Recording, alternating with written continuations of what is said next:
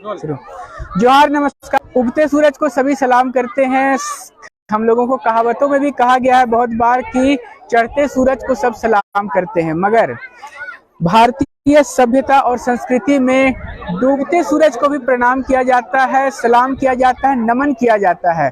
और ये डूबते सूरज को जो नमन करने का उत्सव है, इस उत्सव का कुछ इस प्रकार से भव्यता है कि इस उत्सव में डूबते सूरज को भी उगते सूरज के समान ही उसी सम्मान, उसी दर्जे और उसी आस्था के साथ प्रणाम किया जाता है, उसी आस्था के साथ नमन किया जाता है।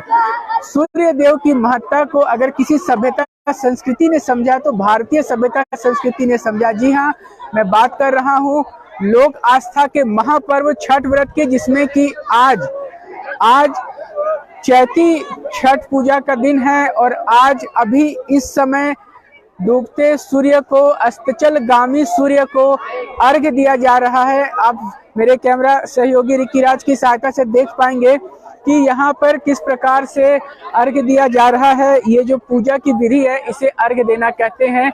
इसमें छठ व्रती, चूंकि ये एक लंबी प्रक्रिया होती है, इस लंबी प्रक्रिया में पिछले 3 दिनों से ये व्रत चला आ रहा था, जिसमें कि पहला दिन जो होता है वो होता है कि जिस दिन संयत किया जाता है। संयत करना कहते हैं क्योंकि उस दिन से जो खान पान है व्रतियों का वो हो जाता है शुरू व्रती के तरीके से। जी हाँ, जो व्रत करते हैं उन्हें काफी सारी वर्जनाएं होती हैं, काफी सारी खान पान में उन्हें सावधानियां बरतनी होती है।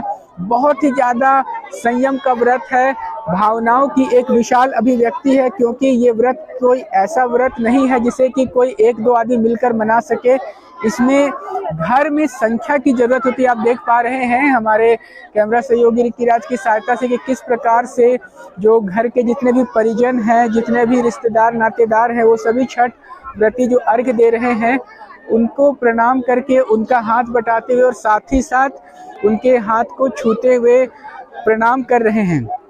देखिए, इस व्रत, इस पर्व की शुरुआत होती है जैसा कि आप देख पा रहे हैं। देखिए, चूंकि ये जो घाट है ये कांके डैम के घाट से मैं लाइव हूँ और इस कांके डैम में यहाँ पर जो छठ व्रती हैं जो भी इस घाट में आए हैं व्रत करने के लिए, आप देख पा रहे होंगे कि वो हाथ जोड़ करके जिस तरफ सूर्य देवता का सूर्यास्त होना है वो उस अस्ताचलगामी, यानी कि जैसे नाम से ही परिलक्षित होता है कि अस्त होने की दिशा में बढ़ चले, अस्ताचल गामी यानी कि बढ़ रहे हैं, उस सूर्य देव को प्रणाम करते हैं।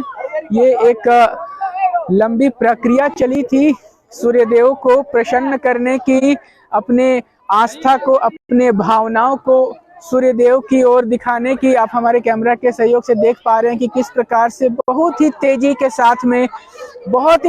साथ में यहाँ सूर्यास्त हो रहा है। और इसी सूर्यास्त के पलों में यहाँ जो भी छठ व्रती हैं और जो भी उनके साथ में आए हुए जो श्रद्धालुगण हैं, जो भी भक्त हैं, जो भी उनके परिजन हैं, वो सारे के सारे किस प्रकार से यहाँ प्रणाम कर रहे हैं। देखिए, छोटे छोटे बच्चे भी किस प्रकार से यहाँ पर पूरी आस्था के साथ में छठ के अर्घ्य को प्रणाम कर रहे हैं और उसमें दूध और पवित्र जल को देते हुए प्रणाम कर रहे हैं। ये एक भावनाओं की एक बहुत ही सुखद, सुंदर और भक्तिमय अभिव्यक्ति है कि सूर्य देव प्रसन्न हो। और ये जो व्रत होता है इसके पीछे कई सारी मान्यताएं हैं, एक लंबा इतिहास इसके पीछे में रहा है, एक बेहद लंबा सांस्कृतिक इतिहास रहा है। इस व्रत की शुरुआत कहाँ से हुई इसके बारे में कई सारी कहानियां हैं, मगर जो सबसे ज्यादा प्रचलित कहानी है कि इसे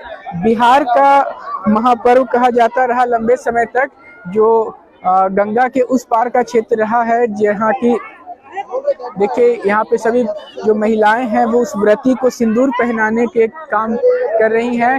सिंदूर पहना करके उन्हें प्रणाम किया जाता है और ये सिंदूर जितना लंबा होता है माना जाता है कि जो भी उन्हें सिंदूर पहना रही हैं वो अधिकांशतः वो महिलाएं जो हैं वो विवाहित होती हैं। और ऐसी मान्यता है, ऐसी धारणा है, ऐसा विश्वास है सभी के सभी व्रतियों का, सभी के सभी यहाँ उपस्थित श्रद्धालुओं का कि जो उनका जो सुहाग है, यानी कि जो उनका जो जीवन साथी है वो भी उनकी भी आयु लंबी हो। देखिए इस प्रकार से घूम करके प्रणाम किया जाता है। ये एकदम कंप्लीट जो 360 डिग्री एंगल कहते हैं, यानी कि संपूर्ण सृष्टि की परिक्रमा, संपूर्ण सृष्टि को प्रणाम, सभी देवताओं को प्रणाम, सभी दिग्पालों यानी जो सभी दिशाएं होती हैं, सभी दिशाओं के बारे में आप जानते होंगे कि पूर्व, पश्चिम, उत्तर, दक्षिण, इसके अलावा भी कुछ दिशाएं हैं, जैसे कि पूर्व और उत्तर के दृष्टि को बीच में होता है ईशान। उसके बाद फिर आपका आग्नेय कोण होता है जो कि पूरब और आपके उत्तर की कोण। उसी प्रकार से अन्य भी दिशाएं हैं, जैसे कि नैऋत्य है, वायव्य है, ऊपर में आकाश है, नीचे में पाताल है। तो इन सभी दिशाओं को घूम के प्रणाम किया जाता है। और इसके पीछे सबकी यही आस्था रहती है कि हम अपने पूरे विश्वास से, पूरी आस्था से, पूरी श्रद्धा के साथ में प्रणाम करते हैं और सभी देवताओं को प्रणाम करते हैं। और विशेष करके सूर्य देवता को, सूर्य देवता की महत्ता जीवन में सबसे ज्यादा क्यों है? देखिए हम जो देख पाते हैं सृष्टि में, वो हमारा देखना क्यों संभव हो पाता है? सूर्य में रोशनी है, उजाला है, एक ऊष्मा है जो जीवन का संचार करती है। उसी ऊष्मा, उसी शक्ति, उसी उजाले को प्रणाम किया जाता है, उसी उजाले को प्रणाम किया जाता है, उसी शक्ति को प्रणाम किया जाता है। और सूर्य देवता ने हमें देखने की क्षमता दी है। सूर्य देवता के कृपा से, सूर्य देवता के आशीर्वाद से हम इस संपूर्ण चराचर जगत को, इस संपूर्ण सृष्टि को देख पाते हैं, महसूस कर पाते हैं। हमारी जो सबसे महत्वपूर्ण ज्ञानेंद्रिय है वो हमारी आंखें हैं। आंखों से ही सारी दृष्टि को, सारी सृष्टि को हम देख पाते हैं। तो इस कारण से सूर्य देवता की महत्ता जीवन में सबसे ज्यादा है। आपने सुना भी होगा कि अगर किसी को किसी प्रकार का दृष्टि दोष होता है तो उसे कहा जाता है कि आप प्रतिदिन सुबह के समय में उगते सूरज को प्रणाम करें और उगते सूरज को एकटक देखने का प्रयास करें। इसका वैज्ञानिक आधार बहुत बाद में खोजा गया कि किस प्रकार से उसके रेडिएशन का असर होता है। आप देख पा रहे हैं कि किस प्रकार से डूबते सूर्य के साथ में आकाश में किस प्रकार की एक लालिमा सी छाती है।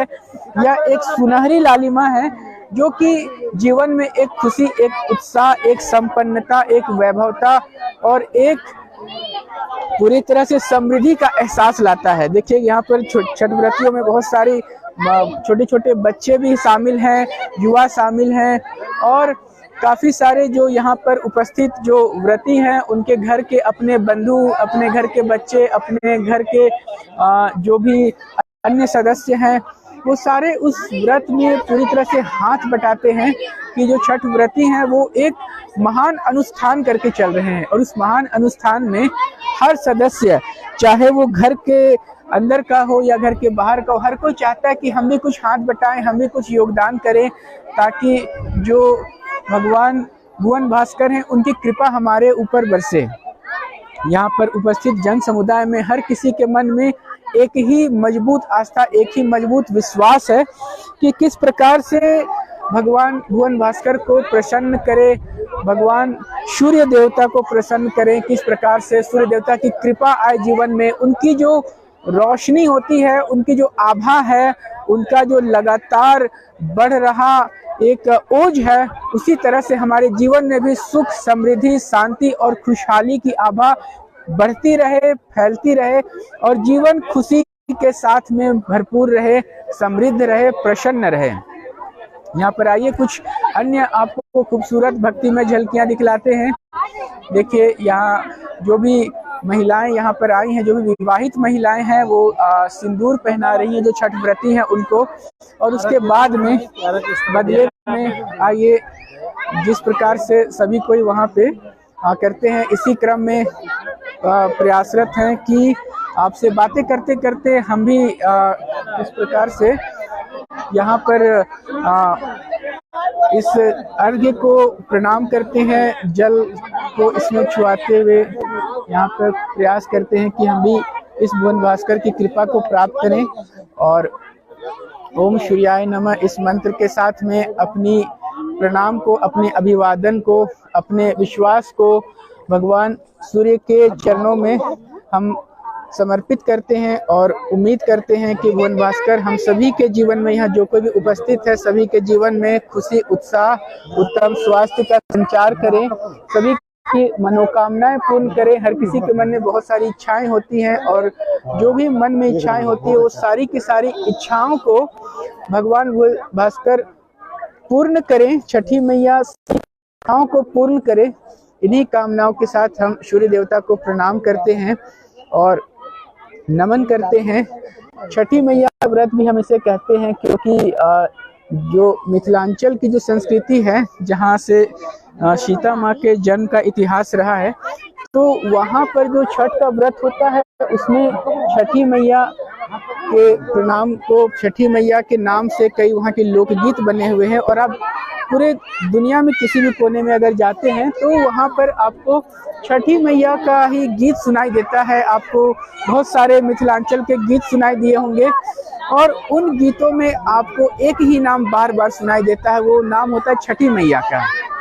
तो अपनी अपनी जैसी जैसी लोगों की श्रद्धा होती है, जिस प्रकार की भक्ति होती है, जिस प्रकार का मानसिक सोच और समर्पण होता है, किन्हीं को देवता प्रसन्न है, किन्हीं को अपने माँ में ज्यादा प्यार वात्सल्य और प्रेम मिला होता है, तो वो इस दिव्य शक्ति के जो परम पिता परमात्मा है उनके मातृ रूप को प्रणाम करते हैं, नमन करते हैं और उसी रूप में उन्हें स्मरण करते हैं।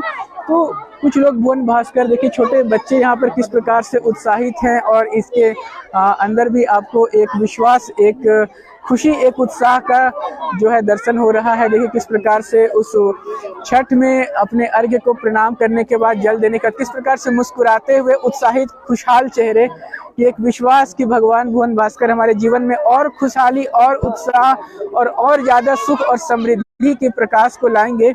तो आइए हम जानते हैं, आइए हम थोड़ा सा जानने का भी प्रयास करते हैं कि इस छठ व्रत को कब से आप करते आ रहे हैं? हम तो नहीं कर रहे हैं, लेकिन मेरी भाभी कर रही हैं छठ, और हम यहाँ पे बहुत श्रद्धा के साथ आए हुए हैं और भगवान सूर्य को नमन करते हुए उनसे साल भर की खुशहाली की कामना करते हुए और सभी झारखंड वासियों के लिए हम उनका समृद्धि का कामना करते हुए छठ व्रत को करवा रहे हैं। और बहुत अच्छी बात है, भाभी जी करती हैं। आइए छोटी छोटी बच्चियां हैं यहाँ पे। बेटा ये छठ व्रत में आपको क्या मन कर रहा है, कैसा लग रहा है? अच्छा लग रहा है। भगवान जी से कुछ मांगे हैं? हाँ। क्या मांगे हैं? एक भाई और एक बहन हो। एक भाई और एक बहन मांगे। अरे वाह, चलिए सूर्य देवता शीघ्र इनकी मनोकामना पूर्ण करें। आइए हम यहाँ पर आइए जानते हैं, यहाँ पर काफी सारी छोटी बहनें हैं, यहाँ उनसे पूछते हैं। इस सुनिए ना, इस छठ में चलिए बोलने में हिचकिचा जा रही हैं, पहली बार कभी कभी होता है हिचकिचाहट। इस छठ में भगवान सूर्य देवता से कुछ विशेष मांग भी आप रख रहे हैं मन ही मन? बस इतना ही कि जॉब हो जाए। अच्छा, जॉब हो जाए, इन्हें नौकरी चाहिए, सूर्य देवता इन्हें जल्दी नौकरी दे। कब से इस छठ व्रत में सम्मिलित होते आ रही हैं? बचपन से। अच्छा, कौन कर रहे हैं छठ? आप भी इसमें उपवास की हैं? नहीं, मम्मी करती है। अच्छा, मम्मी उपवास की हैं। अच्छा, तो देखिए छोटे छोटे बच्चे किस प्रकार से यहाँ पे इस जलाशय में आनंद लेते हुए, इनकी जो हंसी की किलकारियां हैं वो अद्भुत हैं। आइए हम और भी कुछ बच्चों से जानते हैं। अच्छा, ये बच्ची काफी उत्साहित थी। छठ में कैसा लग रहा है बेटा? अच्छा, वो खेलने में इतनी मशगूल है कि उसे जो चाहिए था वो मिल गया, जो खुशी जो उत्साह चाहिए था वो मिल गया। ये देखिए, ये पानी में फिसल रही थी बच्ची। आइए इनसे बात करते हैं। तो कब से छठ पूजा कर रहे हैं? बहुत पहले से, जब से याद है तब से छठ पूजा हो रहा है। अच्छा, जब से याद है तब से छठ पूजा कर, मतलब सालों से। तो भगवान सूर्य देवता से क्या मनोकामना है आपकी आज?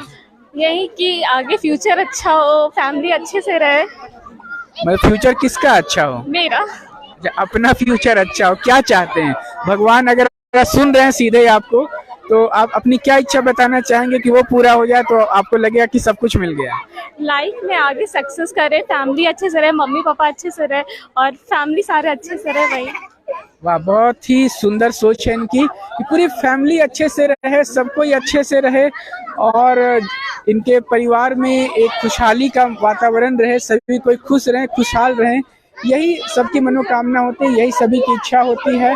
इन्हीं मनोकामनाओं और इन्हीं इच्छाओं के साथ में अस्ताचलगामी सूर्य को नमन करते हुए आइए हम सभी भगवान भुवन भास्कर के इस अस्ताचलगामी इस सौंदर्य का आनंद लेते हैं।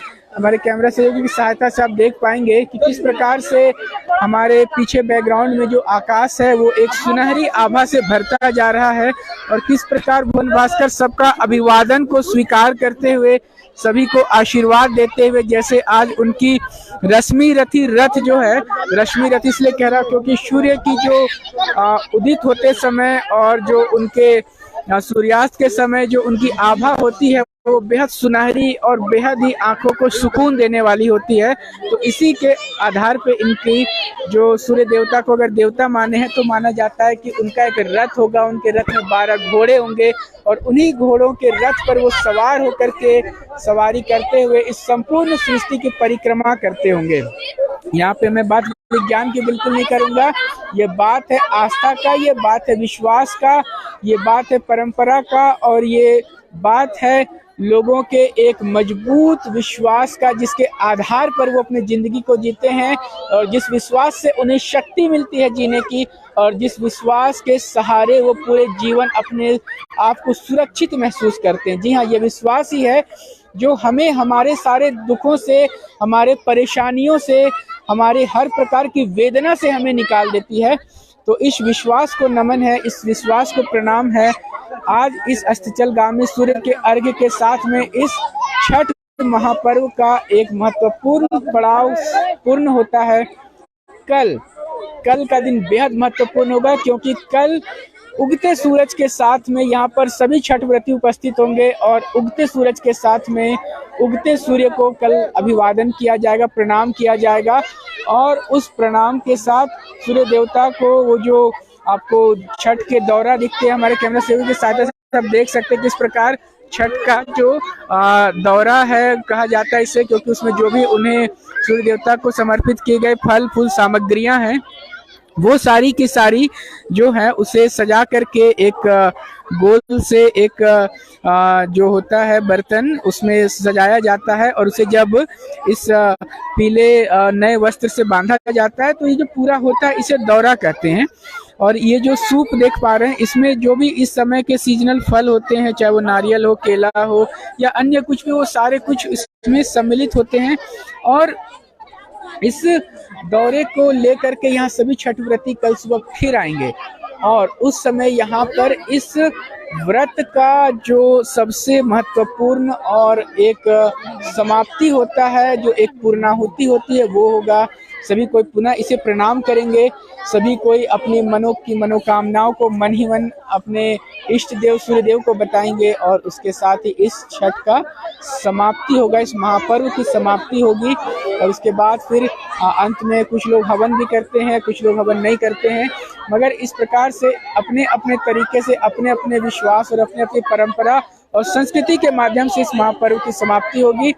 और यही है इस लोक आस्था के महापर्व की भव्यता, यही है इस लोक आस्था के महापर्व छठ व्रत की महापर्व कहलाने की जो व्यापक दृष्टि है। वो महापर्व इसे इसलिए कहा जाता है क्योंकि एक लंबी प्रक्रिया थी।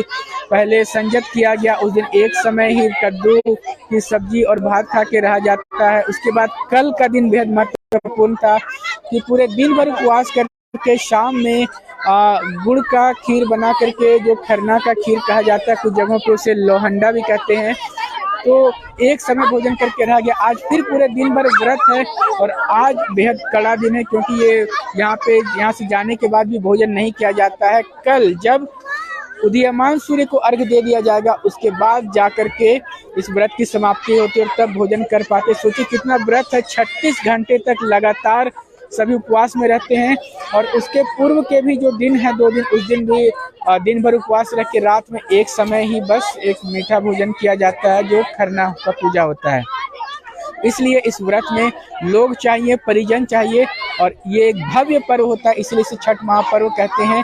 तो इन्हीं धार्मिक और इसी सांस्कृतिक भव्यता के दृष्टि को हम लोग इसी भव्यता के इस सुंदर मनोरम आभा को देखते हुए हम सभी अस्ताचलगामी सूर्य को प्रणाम करते हैं, नमन करते हैं और आपके सामने पुनः उपस्थित होंगे नई ताज़ा नवीनतम अपडेट्स के साथ